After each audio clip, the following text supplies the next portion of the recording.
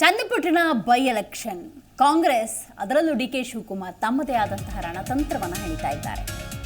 Channapatna by election ಹಿನ್ನೆಲೆಯಲ್ಲಿ ಜೆಡಿಎಸ್ನ ಭದ್ರಕೋಟೆ ಅದನ್ನು ಕಾಂಗ್ರೆಸ್ ಪರ ಮಾಡಿಕೊಳ್ಳೋದಕ್ಕೆ ಎಲ್ಲ ರಣತಂತ್ರವನ್ನು ಡಿ.ಕೆ. ಶಿವಕುಮಾರ್ ಹೇಳ್ತಾ ಇದ್ದಾರೆ. ಜೂನ್ 19ರಂದು ಚನ್ನಪಟ್ಟಣದಲ್ಲಿ ದೇಗುಲವನ್ನು ಸುತ್ತಿದ್ರು. ಅಲ್ಲೇ ಇರುವಂಥ ಜನಸಾಮಾನ್ಯರ ಜೊತೆ ಈ ಚನ್ನಪಟ್ಟಣವನ್ನು ಚಿನ್ನದ ನಾಡು ಮಾಡ್ತೀನಿ ಅಂತ ಕೂಡ ಹೇಳಿದರು. ಇನ್ನು ಸ್ಥಳೀಯ ಮುಖಂಡರ ಜೊತೆ ಸಭೆಯನ್ನು ಡಿ.ಸಿ.ಎಂ ಡಿ.ಕೆ. ಶಿವಕುಮಾರ್ ನಡೆಸಿದರು. ಇಂದು ಚನ್ನಪಟ್ಟಣದಲ್ಲಿ ಜನಸ್ಪಂದನ ಕಾರ್ಯಕ್ರಮ ಬೇರೆ ಇದೆ. ಈ ಜನಸ್ಪಂದನ ಕಾರ್ಯಕ್ರಮದ ಮೂಲಕ ಜನರ ಸ್ಪಂದನೆಯನ್ನು ಪಡೆದುಕೊಳ್ಳುವಂಥ ಪ್ರಯತ್ನದಲ್ಲಿ ಡಿ.ಕೆ. ಶಿವಕುಮಾರ್ ಇದ್ದಾರೆ.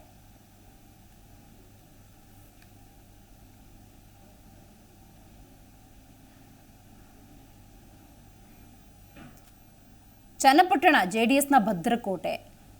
ಈಗ ಎಚ್.ಡಿ. ಕುಮಾರಸ್ವಾಮಿ ಅವರಿಂದ ತೆರವಾಗಿರುವಂತಹ ಸ್ಥಾನಕ್ಕೆ ಮರು ಚುನಾವಣೆ ಆಗಬೇಕು.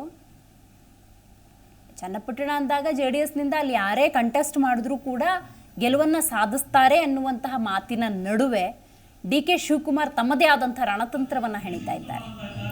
ಅಲ್ಲಿನ ಜನರ ಜೊತೆ 19ನೇ ತಾರೀಕು ಮಾತಾಡಿದ ಮಾತುಗಳನ್ನು ನೆನಪಿಸಿಕೊಂಡ್ರೆ ಅನಿವಾರ್ಯ ಅಂತ ಅನಿಸಿದೆ. ಈ ಕ್ಷೇತ್ರದಿಂದಲೇ ತನ್ನ ಸ್ಪರ್ಧೆ ಅನ್ನೋದನ್ನು ಹೇಳಿಬಿಟ್ಟಿದ್ರು.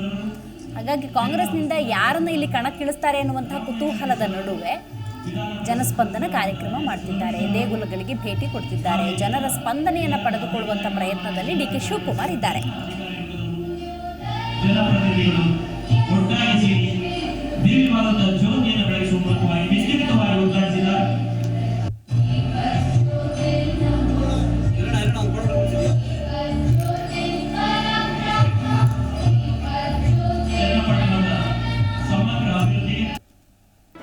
ಜಿ ಕನ್ನಡ ನ್ಯೂಸ್ ಈಗ ನಿಮ್ಮ ಮನೆಯಲ್ಲೇ ನೋಡಿ.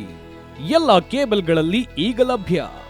ಸನ್ Direct 292, Jio TV 1334, U digital 162, City Cable 51, GTPL 17, Abhishek cables 821, Rockline telecommunication 51, Shri Basaveshwara number 60, Vinayaka digital number 53, In digital number 896ರಲ್ಲಿ ನಿಮ್ಮಿಸ್ತದ ಜಿ ಕನ್ನಡ ನ್ಯೂಸ್ ನೋಡಿ ಆನಂದಿಸಿ.